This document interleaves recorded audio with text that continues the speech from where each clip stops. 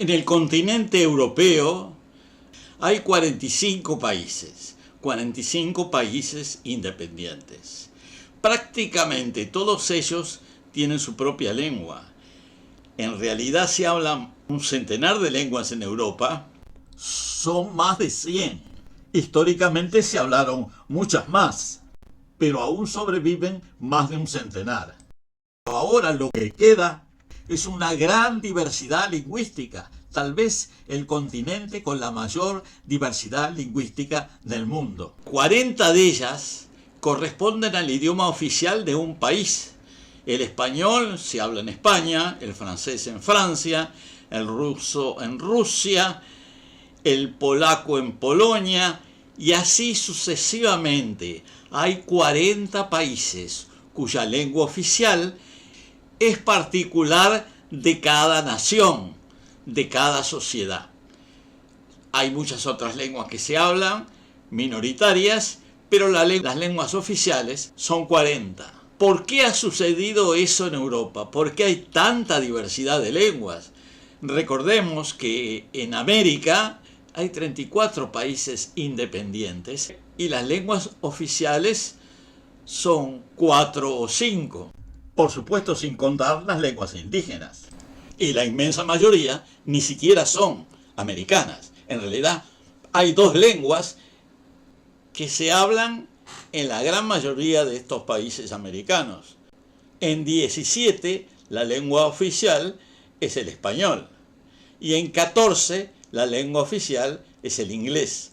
Gran diferencia con el continente europeo.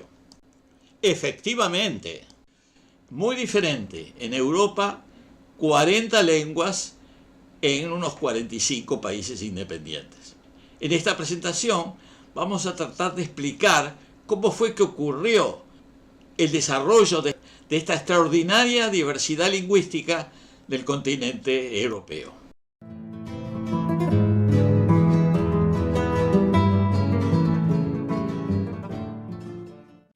Hay que tener en cuenta que la evolución histórica de las sociedades tradicionales, que se basaban en estructuras comunitarias y modalidades de producción y consumo autosustentables, llevó a la formación de culturas locales diferenciadas. Si bien existía intercambio entre comunidades debido a su relativo aislamiento, se desarrollaron características lingüísticas particulares en cada zona que eran distintas de las lenguas vecinas. Estas variaciones idiomáticas o dialectales, que a veces podían ser muy importantes, actuaban como eje definidor de las culturas, digamos, eje definidores de las identidades particulares y zonales. Debido a ese proceso se desarrollaron muchas lenguas, muchos dialectos, muchas formas de hablar, a veces comprensibles entre pueblos vecinos y a veces no inteligibles entre dichos pueblos y otros que se encontraban a mayor distancia. En la medida que se desarrollaron los estados, los reinos, los imperios, con una administración más o menos centralizada, se fue generando la necesidad de adoptar una o más lenguas comunes. Para empezar, fue muy importante el desarrollo de la escritura. Eso congela en cierto modo algunos aspectos de los idiomas y también proporciona un instrumento para los poderes del Estado, para la generación de sistemas burocráticos, incluso religiosos, asociados a estos idiomas, que ya son escritos, lo que podríamos llamar lenguas oficiales dominantes, que comenzaron a tener influencia sobre las lenguas habladas, sobre todo a nivel de los vocabularios, aunque mucho menos sobre las estructuras gramaticales. Al mismo tiempo, por necesidades prácticas, en los lugares donde se hablaban varias lenguas, varios dialectos, se creó la necesidad de desarrollar lenguas francas que permitieran que se comunicaran unas zonas con otras, unos pueblos con otros, unas comunidades con otras. Eso ocurrió hasta tiempos relativamente recientes. El caso del toscano en Italia, que es una lengua regional de la toscana, y que fue utilizada como lengua de relación por el resto de las regiones italianas y terminó transformándose en el idioma de Italia después de la unificación. incluso antes. Es el caso también del Swahili en África Oriental, donde hay muchas lenguas en Kenia y en países vecinos y en Tanzania, pero el Swahili es lo que permite que la gente se comunique entre sí.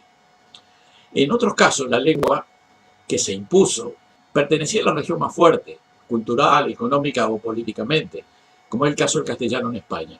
Es el caso también del inglés en las Islas Británicas, del mandarín en China o incluso del propio inglés en la India, del francés en los países del noroeste de África, el ruso en Siberia, etc. A medida que se fueron construyendo y independizando nuevos estados durante los siglos XIX y XX, se fueron consolidando los idiomas nacionales. Este fenómeno de consolidación de idiomas nacionales se dio sobre todo en el continente europeo y en Asia, y en menor medida en África, que era víctima del colonialismo de todas maneras. En el continente americano se dio un proceso diferente. Debido a la invasión y ocupación de los territorios nativos, las culturas locales fueron parcial o totalmente sustituidas, eliminando o debilitando a las lenguas indígenas. Una situación similar a la que se dio en América con las poblaciones indígenas se dio en Australia y Nueva Zelanda. En Australia y en Nueva Zelanda se constituyó ningún Estado nacional basado en las culturas nativas. Sin embargo, en Europa esta evolución se dio en forma diferente. Para empezar, a través de la historia, lo que ocurrió es que se formaron varios centenares de lenguas o dialectos locales diferenciados. La expansión de algunos estados, por ejemplo el Imperio Greco-Macedónico, el Imperio Romano, en la época a que normalmente se llama época clásica, del siglo V antes de nuestra era al siglo VI después de nuestra era, y lo que podríamos llamar greco-bizantina, lo que dio lugar es una homogeneización lingüística, porque se impusieron ciertas lenguas fuertes sobre otras más débiles. En este caso estamos hablando del latín y el griego. El latín se expandió en Europa occidental y la mitad occidental del mar Mediterráneo, y el griego en la mitad oriental del mar Mediterráneo. A partir de la caída del Imperio Romano de Occidente, en el siglo V, se agudizó la diferenciación lingüística. Así, luego de varios siglos de transformación, las lenguas locales, que estaban fuertemente influidas por el latín escrito, que además cumplía funciones burocráticas y religiosas, dieron lugar a varias lenguas generalmente llamadas romances en las antiguas provincias del imperio. Por ejemplo, en la península ibérica se desarrollaron el idioma galaico-portugués, el castellano, el catalán, el asturiano, el leonés y otros. En la península itálica e islas vecinas evolucionaron el idioma toscano, el piamontés, el lombardo, el véneto, el sardo, el corso, el calabrés, el siciliano, etc. En las antiguas Galias transalpinas, estos procesos dieron lugar al idioma provenzal, al occitano, al francés, al romanche, al valón y otros. En la Dacia romana surgió el rumano. En el norte de África la influencia fue menor debido a las fuertes raíces fenicias y bereberes preexistentes. Las lenguas afroromances que surgieron se extinguieron en el periodo medieval temprano, así como en las Islas Británicas, una lengua romance británica no prosperó más allá de la Edad Media. En el área grecoparlante, la diferenciación local fue menor debido a la duración más prolongada de la dominación greco-bizantina y a la invasión otomana en la Anatolia, que impuso las lenguas turcas, sustituyendo al griego en los principales centros del antiguo imperio bizantino. En las regiones europeas que no experimentaron la dominación romana o greco-bizantina, se desarrollaron familias con raíces etnolingüísticas diferentes.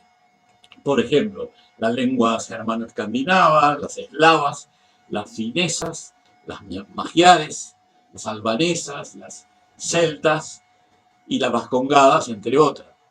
A comienzos del siglo XX se hablaba en Europa unas 150 lenguas diferenciadas, incluyendo numerosas variedades dialectales. Entre ellas había unos 60 idiomas con suficiente volumen demográfico y predominancia local como para trascender política y culturalmente. En los hechos, 40 lenguas europeas pasaron a ser lenguas oficiales dominantes, o sea, lenguas nacionales en sus respectivos estados.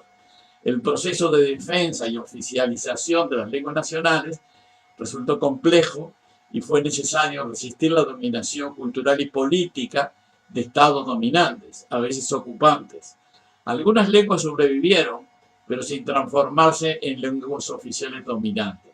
Por ejemplo, el vasco, el catalán, el bretón, el galés, el corso, el sardo, el sami, el tártaro, el chechén. Muchos de los nuevos estados surgieron a raíz de la disolución de la Unión Soviética. Es el caso del ucraniano, del bielorruso, del moldavo, del lituano, letón, del estonio, del armenio, del georgiano y del azerí. Algo similar ocurrió como consecuencia de la desintegración de Yugoslavia, que dio lugar a la instauración de estados independientes con sus propias lenguas nacionales. El esloveno, el serbo-croata, la lengua de Bosnia-Herzegovina, montenegrino, el macedonio, el albanés de Kosovo, etc. En todo caso, luego de esta larga historia evolutiva, la geografía etnolingüística oficial resultante de Europa es una de las más diversas del mundo. 40 países tienen su propia lengua nacional. Aquí terminamos la primera parte de la serie sobre las lenguas indígenas europeas y americanas y su evolución hasta la actualidad.